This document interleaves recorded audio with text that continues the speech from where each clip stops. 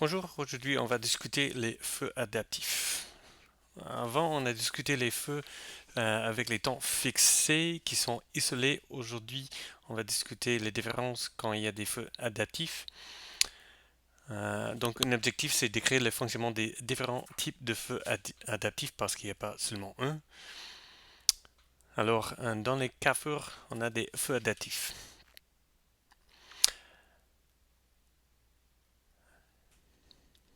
Stratégie de gestion des feux en temps réel.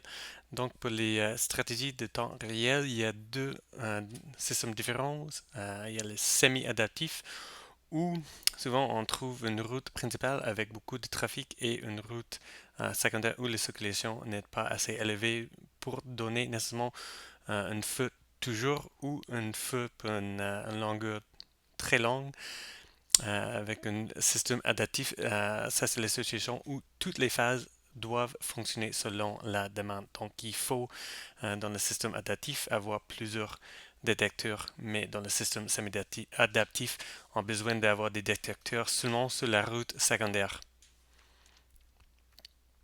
Et pour la coordination entre plusieurs feux, ça c'est difficile pour les systèmes adaptifs comme on a discuté dans la séance euh, sur les corridors. Pour la variation de la demande, ça c'est un point important pour les feux adaptifs. Ici, on utilise un feu adaptif parce que les débits varient dans le temps, en particulier en court terme, dans le sens que c'est pas une chose qu'on peut préviser. Donc on peut voir dans cette image une variation de le nombre de véhicules qui arrivent pendant une certaine phase. Donc pour une, on va avoir une demande plus élevée, mais à le même niveau de la capacité dans ce sens. Mais si on a un temps de verre qui est toujours équivalent, on va avoir des situations où on a plus de capacité que nécessaire et des situations où il y a moins à la côté droit. Pour les plans de feu, on a deux points importants ici.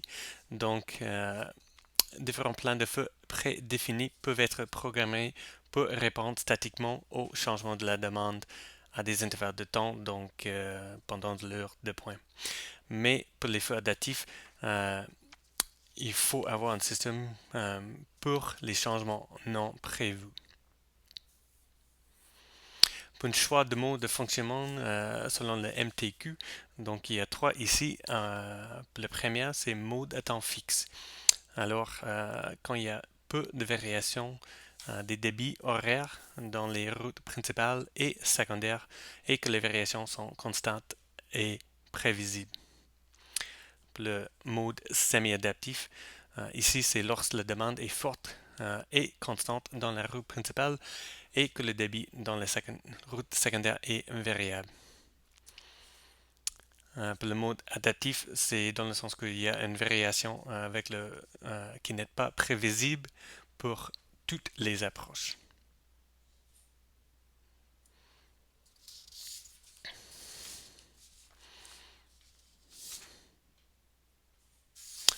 Ici, pour les principes de fonctionnement, euh, on peut avoir un système ici où l'objectif c'est faire fonctionner le CAFE en fonction de la demande réelle. Le déroulement de cycle est modifié selon la demande en visant varier soit la durée des phases, soit la séquence des phases, y compris par escamotage d'une phase par laquelle aucun véhicule ne s'est présenté. Mais un point important ici, c'est pas nécessairement toujours recommandé parce que, comme on a vu dans la séance pour les détecteurs qui ne sont pas parfaits et s'ils sont défectueux, on peut escamoter une phase quand il y a des voitures, mais qui n'est pas euh,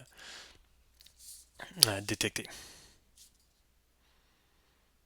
Les principes de fonctionnement, on dessine un traitement global du CAFUR et un traitement indépendant de chaque phase. Donc, les points importants ici, c'est le varie entre un minimum et un maximum. On commence avec le verre minimum. Et quand il y a s'il y a une voiture qui est détectée, on peut avoir les prolongations. euh, et ça dépend avec le débit des voitures qui arrivent et la distance entre chacune, mais le temps entre chacune.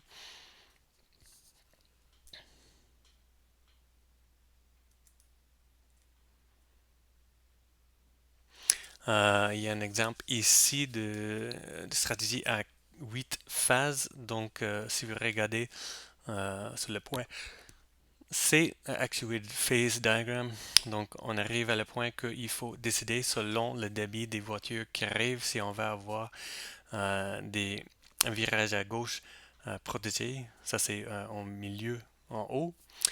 Mais si le circulation pour les voitures qui viennent de le nord, qui sont vers le sud, si c'est beaucoup plus élevé, on peut donner un virage à gauche protégé et permis les voitures d'aller tout droit ou faire un virage à droite et puis continue à la situation où les mouvements sont permis d'aller dans les deux directions. Et puis, quand on arrive pour le point la prochaine phase où les mouvements des voitures, le est-ouest, c'est la même situation.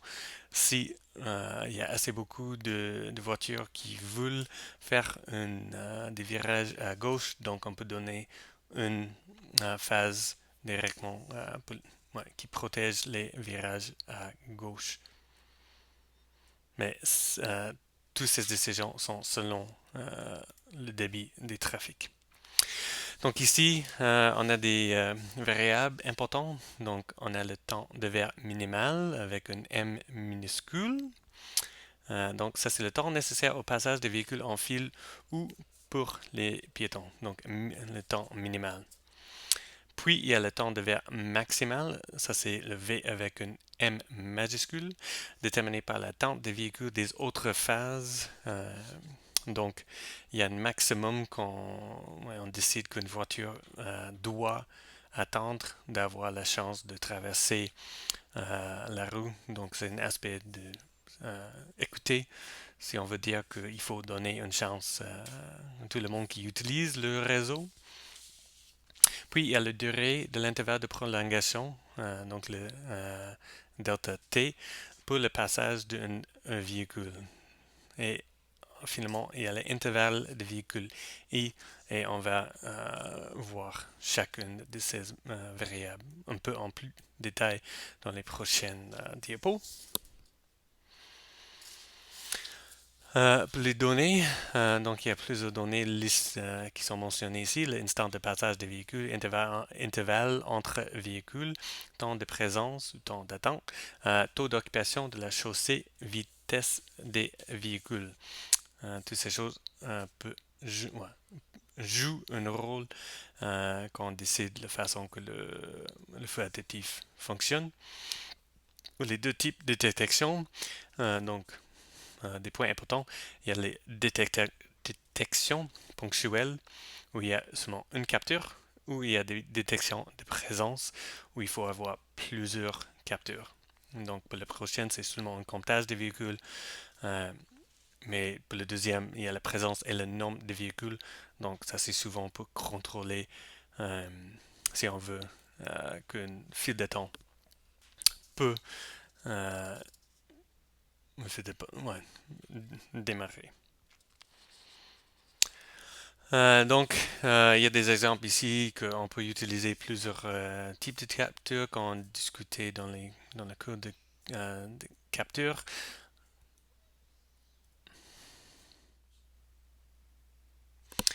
Donc, pour la durée de prolongation delta t, donc cette durée doit être supérieure au temps nécessaire. Un véhicule peut traverser la distance x entre le capteur et la ligne d'arrêt. Donc,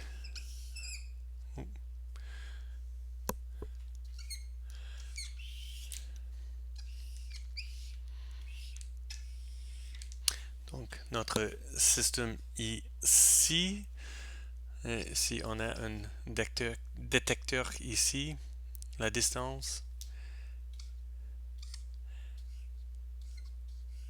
X entre le capteur et la ligne d'arrêt doit être mais le temps pour traverser cette distance doit être une distance minimale de prolongation, le delta t, mais il y a aussi la distance, la largeur de Carrefour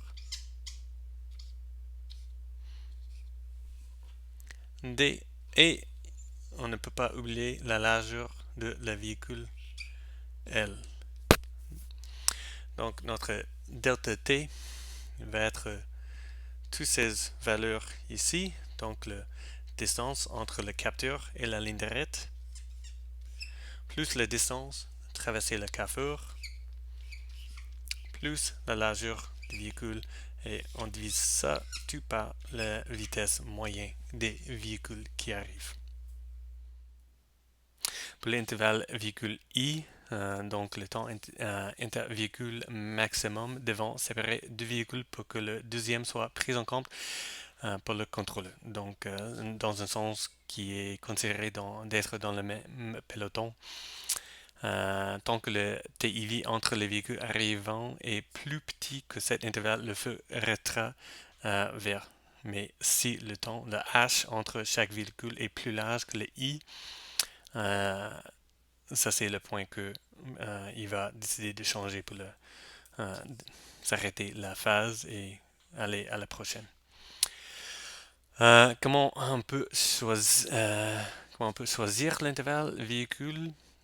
Donc ici, si I est beaucoup plus petit que le TIV moyen ou H, les 4, il y aura peu de prolongation et le temps de verre sera proche de le verre minimum. Rappelez que le M minuscule c'est minimum. Si I est beaucoup plus grand que le TIV moyen, il y aura beaucoup de prolongation et le temps de verre sera contrôlé par le verre maximum. Pour le verre minimum, ici on peut donc des équations importantes, mettre les petites étoiles ici. Donc pour calculer le verre minimum, on divise le N, le nombre de véhicules accumulés pendant la rouge, par le S qui est le débit de saturation. Il faut ajouter le temps perdu du démarrage et on peut aussi ajouter un temps de prolongation. Puis, si on ne mesure pas le nombre de véhicules N entre la ligne d'arrêt et le détecteur, on peut aussi faire un raccourci et on considère le nombre maximal stocké sur une distance X, alors souvent entre le détecteur et le carrefour. Donc, le X divisé par L, où L est la largeur de véhicule. Ouais. Ouais. Il y a aussi l'exemple où on peut utiliser le K, donc la densité jam, donc de congestion, l'inverse. Si le débit de piétons est élevé, ici le verre minimum peut être déterminé par les piétons ou il faut prévoir un bouton pressoir. Pour le verre maximum, la durée de verre qui ne peut être dépassée indépendamment de la demande. Donc, c'est le temps d'attente maximal admis pour un conducteur attendant un rouge de l'autre phase, souvent la phase qui est moins achalandée. Au temps calculé selon la méthode de calcul des feux à temps fixe. Donc un point important ici, donc en point le carrefour fonctionnera comme s'il y était à temps fixe. Donc on peut utiliser le calcul de Webster pour le C optimal et déterminer le verre maximal comme ça. Il ne dépend pas des piétons. S'il y a beaucoup de piétons, on met un bouton pressoir et le verre maximal est déterminé soit par les véhicules ou soit par les piétons. Donc pour les stratégies de commande inter-véhicule, ici on peut voir il y a un temps total en haut et on commence ici avec le temps minimum, le VN M minuscule. Et pendant cette période, il y a une voiture qui arrive sur la route secondaire qui est détectée. Alors, ça commence cette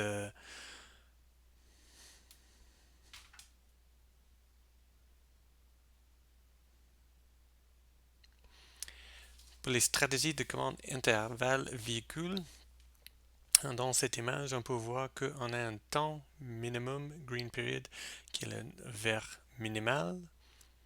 Et pendant ce temps, il y a une voiture qui arrive sur la route secondaire qui est détectée. Et donc, ça commence notre algorithme pour déterminer le point qu'on va arrêter le temps de vert sur la route principale. Et pendant cette route, le temps minimum, il y a une voiture qui arrive, alors il y a le delta t, la prolongation de vert. Et encore, pendant cette prolongation, il y a une autre voiture qui arrive et qui est détectée. Alors, il y a une prolongation encore. Et la même chose, encore, et ça n'arrête pas, sauf qu'on arrive à un temps d'attente maximum ici, et il faut à ce point s'arrêter le temps de vert sur la route principale. Variabilité des paramètres. Donc, ici, le durée des verres maximum pourra être dépassé s'il n'y a pas de présence sur les autres phases et l'escamotage de phase est autorisé. C'est un point important ici, autorisé parce que c'est pas souvent recommandé si parce que les détecteurs, les capteurs ne sont pas parfaits et on peut avoir la situation où ils ne détectent pas un véhicule différent comme piéton, vélo ou autre chose. Pour les autres variables, donc les paramètres comme la vitesse, excusez pas la vitesse, mais le vert minimal, vert maximal, l'intervalle véhicule I et le delta t, donc la prolongation. Ils peuvent être variables, donc le minimum vert est en fonction du nombre de véhicules en attente. Le vert maximal, c'est en fonction de la demande sur tout le carrefour. Donc le intervalle véhicule, c'est en fonction de la vitesse des véhicules, donc les 4 entre les véhicules. Et le delta t, c'est en fonction de la durée déjà accordée au vert. Et aussi la distance entre le capteur et le carrefour, le vert minimal et le temps intervéhicule, intervalle véhicule, excusez, où le vert minimal est calculé en fonction du nombre de véhicules détectés entre le capteur et la ligne d'arrêt et le intervalle véhicule I diminue en fonction du temps. Il y a une optimisation qui tient compte de l'état de tout le carrefour ici. Pour les placements des capteurs, pas trop près des carrefours peut prévoir l'arrivée des véhicules avant qui n'attiennent les feux. Les feux. Souvent c'est environ 30 à 50 mètres. Si on fixe le vert minimum, cela implique que le X, le nombre de véhicules qui vont circuler pendant le vert minimum. Le X, ça c'est la descente entre le capteur et le carrefour. C'est en fonction de le delta t qui correspond au temps nécessaire pour atteindre la ligne de feu.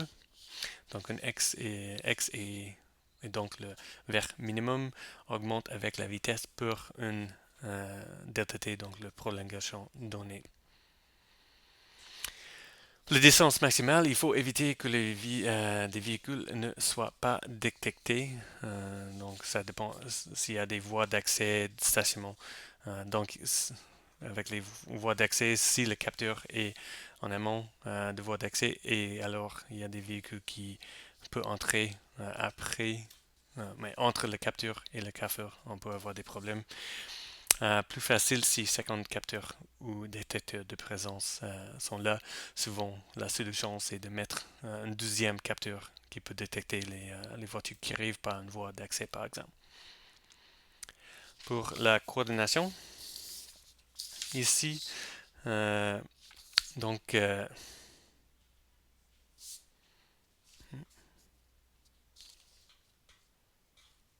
coordination.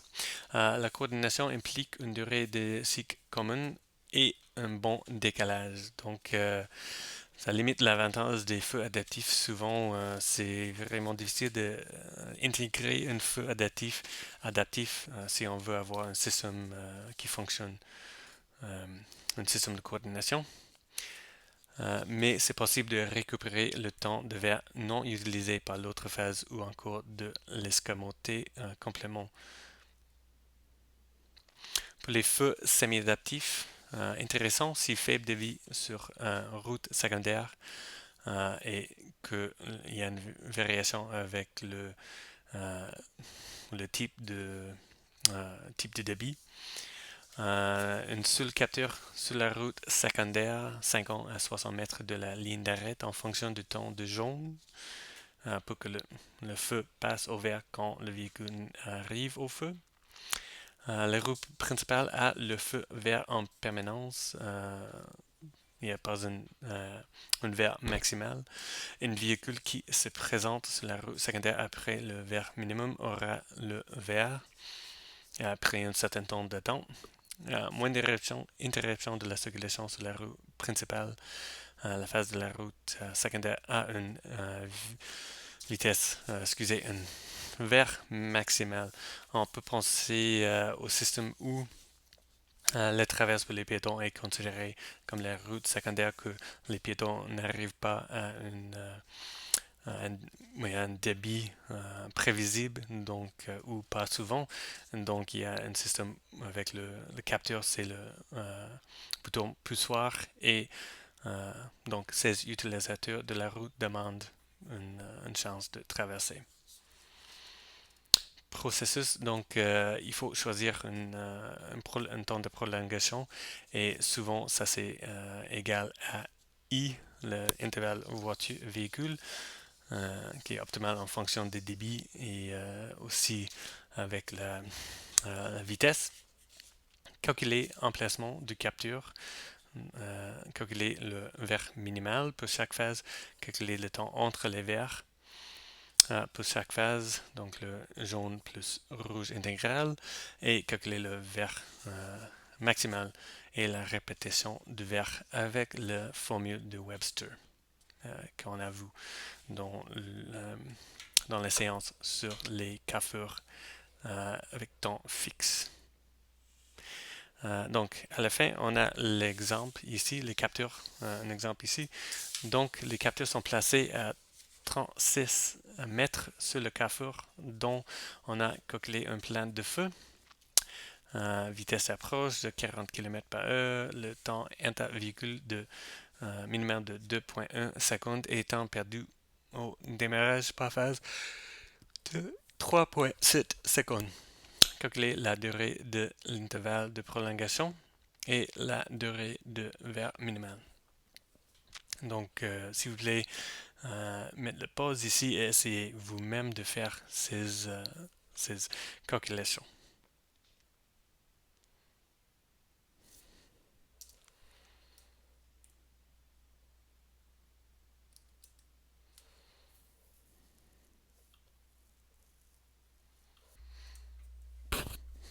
Bon, pour cet exemple, on a l'information que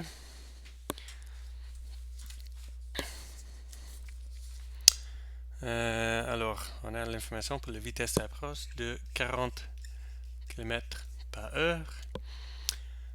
On a un TIV de 2,1 secondes. Temps perdu au démarrage par phase de 3,7 secondes. Donc le temps perdu de démarrage. Ouais. Juste confirmer que vous pouvez le lire. Alors ici, donc ça c'est notre H qui est égal 1 divisé par S. Ici, il faut transformer d'être en mètres par seconde, donc 40 divisé par 3.6, ça nous donne 11.1 mètres par seconde.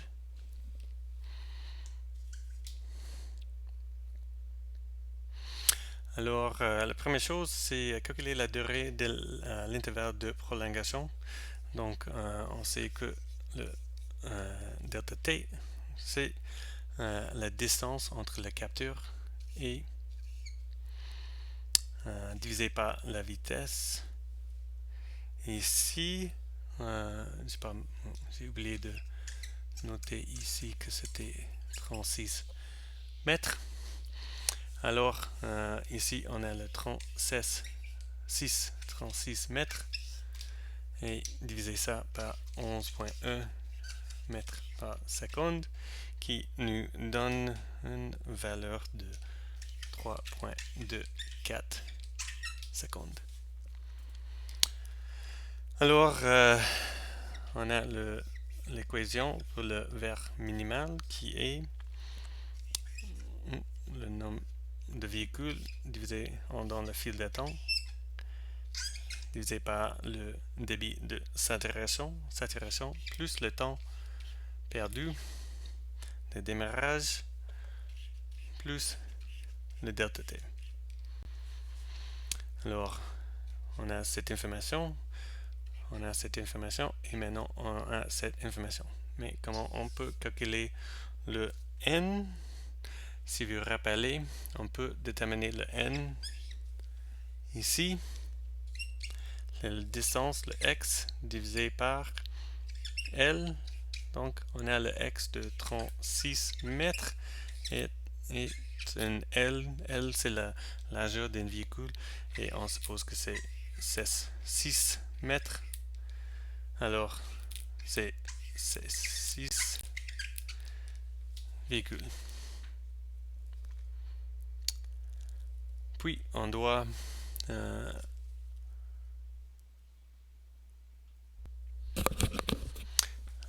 donc maintenant, on a l'information pour toutes ces choses.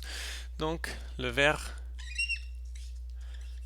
minimal, c'est notre n qui est 6 véhicules divisé par le...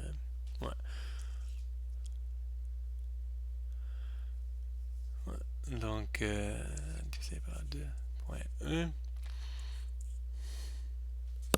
C'était, oui, 2.1. Égal plus le temps perdu de cycle qui était 3.7 plus le delta t qu'on a calculé d'être 3.24 mètres. Alors, notre solution, on a environ 12 plus environ donc 7, donc c'est environ 19. Et c'est pas la plus belle 5, donc 5. Et ça c'est le verre minimum. Et pour calculer le verre maximum, on peut utiliser l'équation de cycle optimal de Webster. Et ça c'est tout pour cette séance. Au revoir.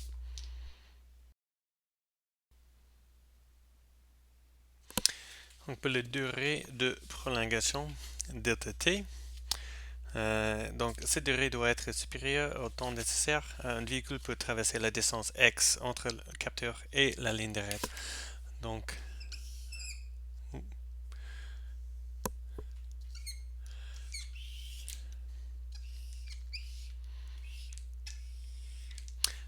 notre système ici, si on a un détecteur ici, la distance x entre le capteur et la ligne d'arrêt doit être mais le temps peut traverser cette distance doit être une distance minimale de prolongation, le delta t, mais il y a aussi la distance, la largeur de Carrefour, d, et on ne peut pas oublier la largeur de la véhicule L.